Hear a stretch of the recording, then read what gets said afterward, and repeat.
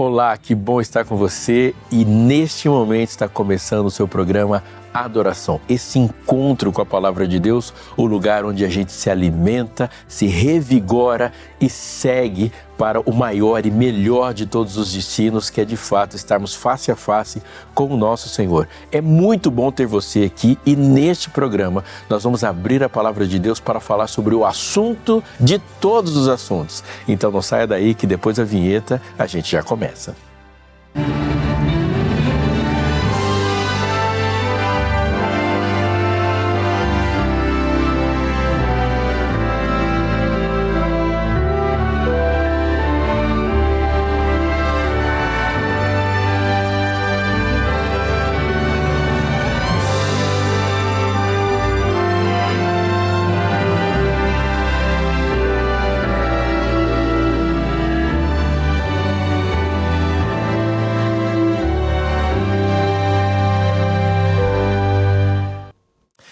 É bom começar esse programa assim, agradecendo você pela disposição do seu tempo, sua companhia. Eu sei que nem sempre a gente consegue ficar parado, sentado na frente de uma tela, mas a gente consegue às vezes andar. Se você é como eu, às vezes você levanta, o ouvido fica lá conectado e não sei onde você está agora, se você está só ouvindo, se você está sentado, se você está com a família, mas de qualquer forma, a palavra chega até você e isso dá sentido para tudo que nós estamos fazendo aqui. É muito bom mesmo ter a sua companhia, minha gratidão a você.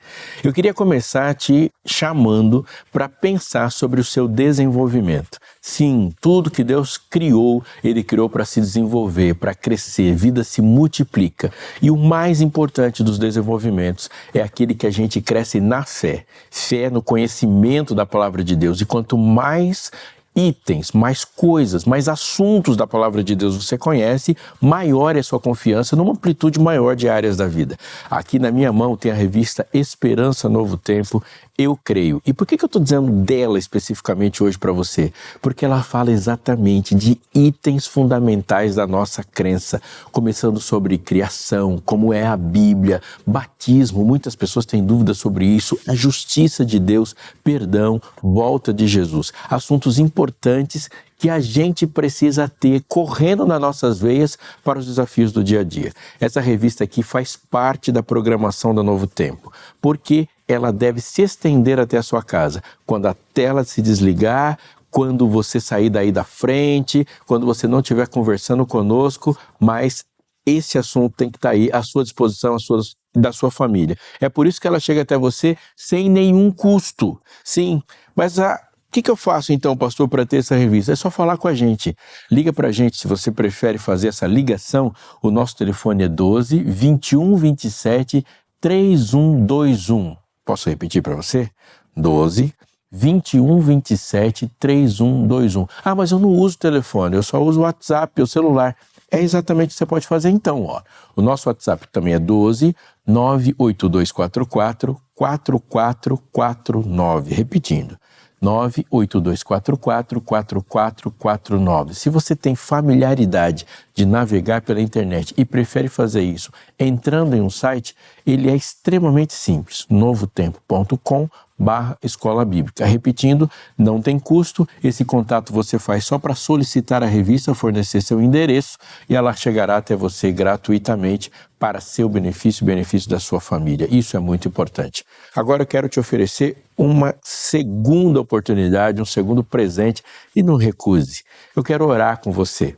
Primeiro, quero pedir para Deus que abençoe você, sua vida, sua compreensão, sua família, ou aquela que você deseja ter. E segundo, pedir para que Deus nos abençoe nos próximos minutos, nos dando humildade diante da sua palavra. Posso orar com você? Então vamos falar com Deus. Pai querido, obrigado por todas as oportunidades que o Senhor nos dá e hoje estamos diante de uma delas. Eu te peço, Senhor, que venhas a ser a companhia profunda, irradiando vida, paz, saúde para as pessoas que estão nos ouvindo agora, que estão assistindo agora. Abençoa o Senhor em todos os seus relacionamentos, principalmente os familiares. Também quero te pedir, Senhor, que neste momento nosso coração se incline na Tua direção e o poder que inspirou possa nos iluminar, Senhor, para compreender a Tua palavra nesse assunto tão importante. Te peço em nome de Jesus. Amém.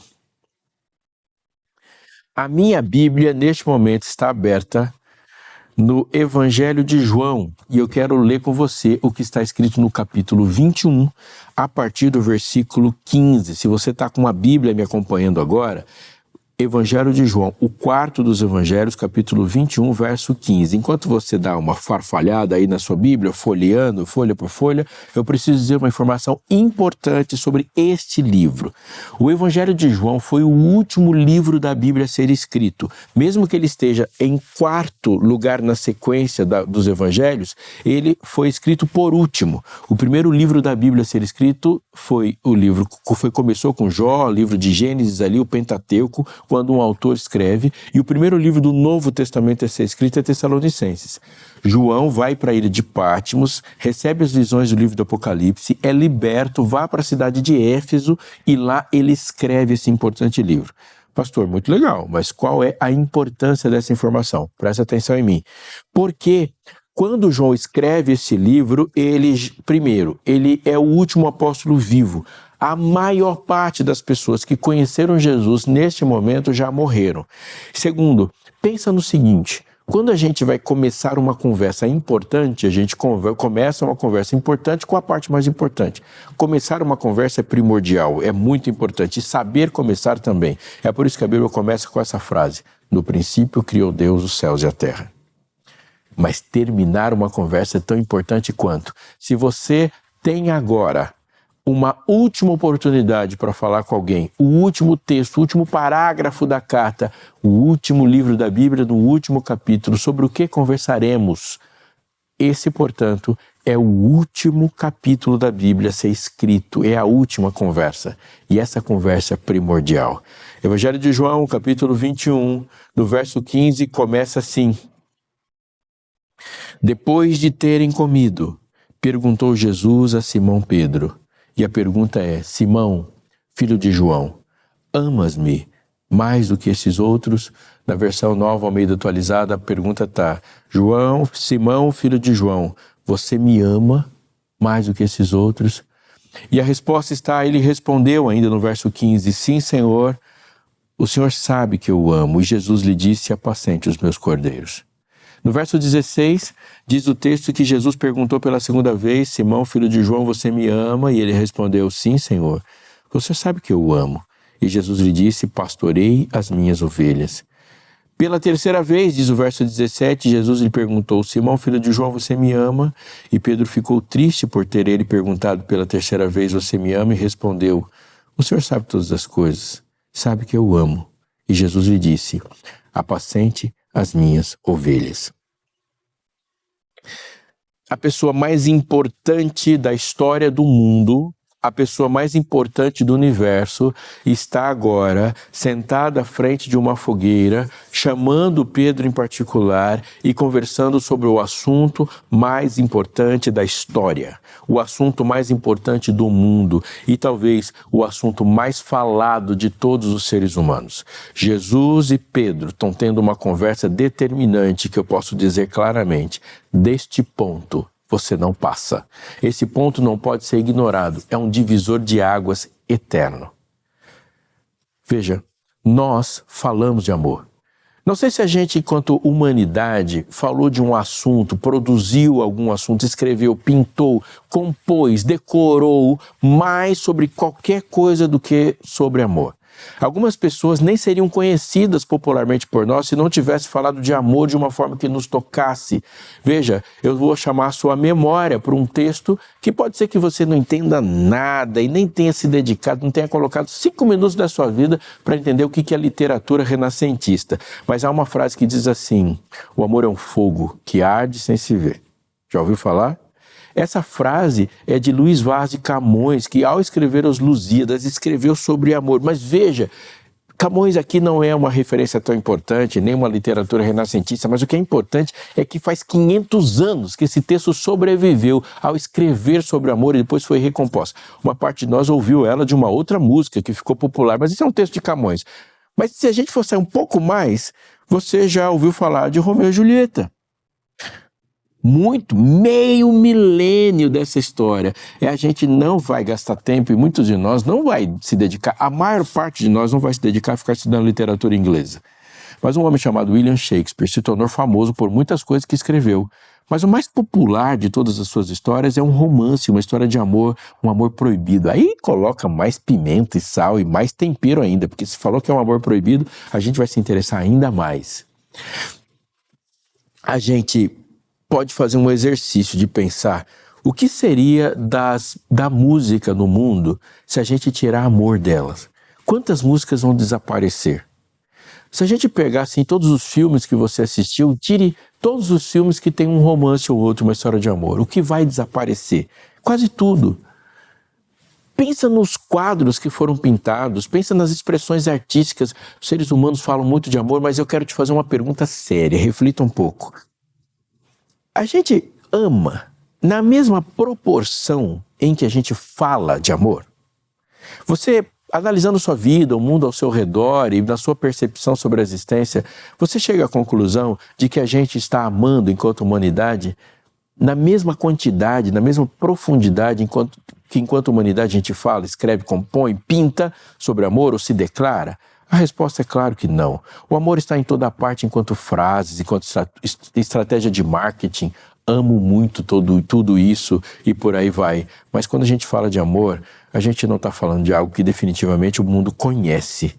Sim, ao Jesus fazer uma pergunta contundente, quando vier o Filho do Homem achará amor na terra, ele diz também como efeito do pecado neste tempo em que vivemos, dizendo que, e por se multiplicar a iniquidade, o amor de muitos se esfriará. A profecia diz que o amor desaparece conforme o pecado aparece e ao mesmo tempo essa humanidade não para de falar de amor, então a resposta é óbvia. A gente está falando de amor, mas por não saber o que é, nós pegamos um monte de coisa diferente e chamamos tudo isso de amor. E aí fica mais confuso ainda. Pensa um pouquinho.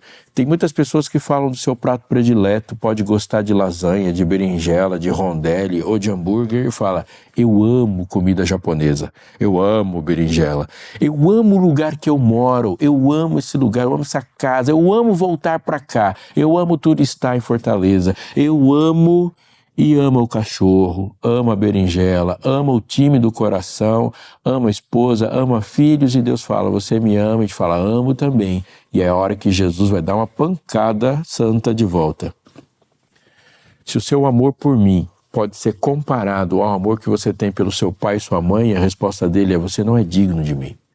Se me amar do mesmo jeito que você ama o seu emprego, que você ama o seu título, que você ama o seu cachorro, que você ama o seu time. Não vai acontecer. Quando Deus te chamou e chamou para viver uma vida de amor, Ele fala: amar a Deus sobre todas as coisas e ao próximo como a ti mesmo. E não é só sobre todas as coisas, é amar a Deus de todo o coração, com toda a sua alma, de toda a sua força, com todo o seu entendimento. É um amor que toma todo o coração e todas as partículas do ser, a ponto de esse ser todo amor, e um Deus que é todo amor é dono de todo ele, e esse amor é profundo e caracterizado por outras coisas que não são as que a gente vive hoje. Então pensa, quando Jesus fala de amor genuíno, ele tem que passar por alguns testes. O primeiro teste do amor genuíno é quando Deus diz assim: olha, o amor genuíno passa por um teste de amar o inimigo. Porque se você ama e se você ora aqueles que são seus, ou se amar somente os seus amigos, você não é muito diferente, aliás, não é nada diferente do que um gentio, um pagão. É no inimigo. Orai pelos que vos perseguem. É no inimigo que é um teste profundo, importante, infalível do amor. Para um pouquinho. Por que esse teste é tão importante? Porque seres humanos são egoístas. E o nosso egoísmo, ele não se reflete apenas em atos violentos, em atos que fogem de um padrão civilizatório. O nosso egoísmo não é sempre grosseiro.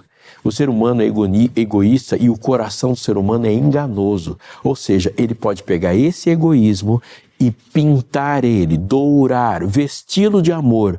Ele parece mascarado e invernizado de coisa boa, mas não deixa de ser egoísta. Não para de pensar junto comigo. Qual é a característica do egoísta? O egoísta pega a seta da vida e vira na direção do próprio ser. O egoísmo envolve estar preservado a sua capacidade de absorver. Isso significa, queridos, que uma pessoa pode ser egoísta querendo acumular muito dinheiro. Uma outra pode ser egoísta pegando um pouquinho de dinheiro para comer. É sério, estou dizendo que até pobre pode ser egoísta? Todo ser humano é egoísta. Quando o sentido fundamental de uma ação é você, não importa se você estava precisando ou se não estava precisando, isso vai passar por egoísmo. Então vamos melhorar. Quando eu tenho um relacionamento com os meus amigos, esse não é um teste definitivo, porque o amigo devolve. Quando você entrega afeto para o amigo, ele vai te devolver afeto. Quando você dá atenção para um amigo, o amigo vai devolver atenção. E as amizades tendem a ser desvantajosas. É só você perguntar quantos amigos você tem que você só tem prejuízo com ele. Quantos relacionamentos nós temos que não devolvem para a gente nada? A resposta é, quando a gente tem um amigo, quando a gente tem um relacionamento que ele não devolve nada, ele não entrega nada, ele não nos beneficia em nada, nós chamamos isso de relacionamento tóxico. Nós chamamos isso de relacionamento abusivo. Agora, é impossível ter qualquer tipo de relacionamento com o inimigo em que ele não seja tóxico nem abusivo. Quando você ajuda o inimigo, não tem nenhuma garantia que ele vai te ajudar de volta. Quando você ampara o inimigo, não há nenhuma garantia. Isso significa que o amor não tem a ver com aquilo que acontece entre você e o inimigo. É o que acontece com você. Você tem um coração transformado e esse coração transformado faz o bem para o outro a despeito. É um samaritano que encontra com um judeu no caminho e não tem vantagem nenhuma em ajudá-lo. Só ajudou porque ele era uma pessoa assim. O teste do amor sobre a inimizade, ele é um teste muito, muito poderoso. Mas tem um segundo teste. O amor, ele é eterno. O texto de 1 Coríntios capítulo 13 vai falar sobre o amor, começando com ainda que eu falasse a língua dos homens e dos anjos. Se não tiver amor, isso nada será. Mas ele não vai desviar de uma característica. O amor jamais acaba. Isso diferencia o amor de todos os sentimentos que temos. O texto está dizendo que nessa característica, amor não é sentir. Não, o amor não é um sentimento. Note o que eu vou dizer para você, preste muita atenção. Quando a Bíblia fala que o amor não é um sentimento, ele está dizendo que sentimentos passam. Veja, quando uma pessoa fica triste, essa tristeza vai passar. Uma tristeza que não passa se caracteriza como doença. Se você tem uma tristeza que nunca passou, procure ajuda, porque você está provavelmente depressivo. Raiva tem que passar.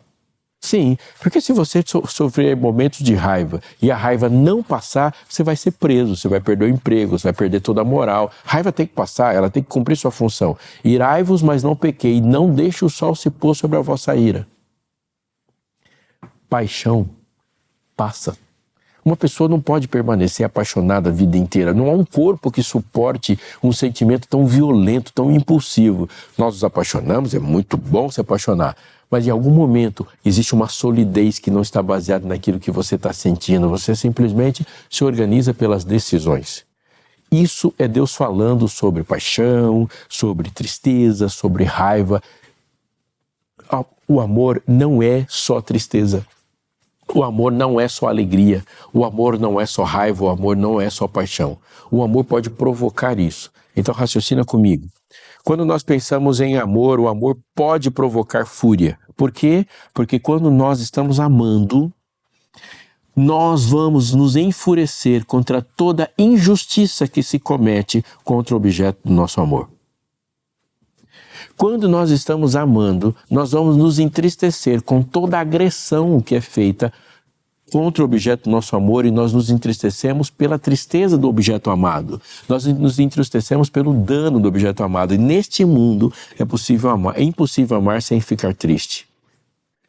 Quando nós estamos amando, nós nos alegramos com a vitória, com a alegria, com o sucesso do objeto amado. O amor não se alegra com a injustiça, mas regozija-se com a verdade. Ele está ali se alegrando com as vitórias do outro. O amor não é um sentimento, mas o amor dá sentido a todos os sentimentos. Quando a gente começa a pensar nessa questão bíblica de amor, nós vamos descartar um monte de coisa que um dia nós chamamos de amor, mas continue me ouvindo. Quando alguém chegou para Jesus Lá no Evangelho de Lucas, capítulo 10, um mestre da lei fala: qual é o grande mandamento? O que farei para herdar a vida eterna? Qual é o grande mandamento da lei? Também vai ser perguntado pelo jovem rico. Essa grande pergunta, como síntese da lei, Deus vai falar assim: amar a Deus sobre todas as coisas e ao próximo como a ti mesmo. Aquele mestre da lei que questiona Jesus no seu discurso, Jesus fala: como que você interpreta? Ele responde: amar a Deus sobre todas as coisas e ao próximo como a si mesmo. O que isso está dizendo? Ele está dizendo que amor e lei não se separam, mas se Deus organizou toda a vida, toda a existência a partir da lógica do amor, portanto a lei é amar a Deus sobre todas as coisas e ao próximo como a ti mesmo, o que a gente pode compreender com isso? O amor é profundamente racional e o amor é um elemento organizador da vida. Nós não podemos de forma nenhuma tirar isso da nossa mente quando compreendemos o amor. Aquele que não ama, diz o texto, não conhece a Deus, porque Deus é amor. Ou seja, se Deus é amor, nós não estamos dizendo que Deus passa o tempo todo sentindo alguma coisa e fazendo as coisas por meio dos seus sentimentos. Mas diz que o amor de Deus provoca os seus afetos. Mas mais do que isso, tudo que Deus criou, Ele criou sobre essa lógica. A lógica organizacional do universo é a do amor. Pensa só um pouquinho nas relações astronômicas do amor. A vida na Terra, ela é possível por causa do Sol. A vida na Terra é afetada com a Lua, ou seja, um astro existe para provocar um planeta, um item astronômico no espaço existe produzindo existência no outro, condicionando a existência para outro. Assim, a Lua depende do Sol para brilhar e a Terra depende do Sol para que a vida exista aqui. Agora vamos sair dali e ir para o mundo das plantas. Existe algo chamado fotossíntese, ou seja, uma planta que existe a sua própria existência, condiciona e possibilita a existência de outros itens vivos, como por exemplo, formigas, abelhas, dependem da existência de flores para existir, e essas mesmas árvores dependem da existência de insetos para existir. Vida gerando vida, uma existência que demanda energia existencial para outras também. Isso é amor na criação. Enquanto eu falo com você, existem mais seres vivos dentro do seu corpo do que células no seu corpo. Se você já tomou antibiótico por um bom tempo, você viu que o estrago que faz quando nós perdemos a quantidade gigante de outros seres vivos que existem possibilitando uma vida saudável em nós. Uau! É muita coisa. Isso é Deus que cria assim pela lógica do amor. O amor e a lei não se separam. Paulo vai dizer sobre isso e vai nos chamar a atenção para algo muito importante. Pela lei, diz ele em Romanos, vem o pleno conhecimento do pecado. Vamos fazer um exercício aqui de seguir textos bíblicos? Você me acompanha? Se perguntar para João, e João vai escrever uma definição de pecado, e a gente fala, João, o que é pecado? Ele vai escrever lá em 1 João. Todo aquele que pratica o pecado também transgride a lei, porque pecado é transgressão da lei. Taxativo. Pecado é transgressão da lei. Agora a gente vai fazer uma pergunta para Jesus. Jesus, o que é a lei? Ele fala, o resumo da lei é amar a Deus sobre todas as coisas e ao próximo como a ti mesmo. Então, se juntar os dois, então o que é pecado? Pecado é deixar de amar. Mas só deixar de amar, então simplesmente que eu posso parar de sentir e nesse mundo confuso, onde as pessoas estão falando de amor como qualquer coisa, e sexo é chamado de amor, paixão é chamado de amor, desejo e a camisa do time é amor e a comida é... Não. O que é e como se caracteriza esse amor? Paulo fala, pela lei, vem o pleno conhecimento do pecado, porque eu não conheceria a cobiça se a Bíblia não me dissesse, se a revelação, se a lei não me dissesse, não cobiçarás. O que ele está dizendo? Ele está dizendo o seguinte, a ausência de amor, ela pode ser identificada por quebras de regras que condicionam esse amor. Como você sabe que você para de amar? Você se afastou de Deus e começa a parar de amar, e isso aparece em atos contra o próximo e contra Deus. Eu paro de amar e começo a cobiçar, porque as coisas do outro já não são mais para a satisfação do outro, são para minha. Eu paro de amar e começo a trair, porque a relação de fidelidade que serve o outro, a segurança do outro, o pertencimento do outro já não é mais importante para ele, o meu prazer é mais importante para mim. eu paro de amar e a propriedade do outro passa a deixar de ser importante para ele e passa a satisfazer o meu ego, e por isso que eu começo a roubar. Eu paro de amar e a vida do outro passa a não ter mais importância, e é por isso que os sentimentos de assassinato e os sentimentos discriminatórios passam a aparecer. Eu paro de amar a Deus e o tempo precioso de Deus para comigo não é mais importante.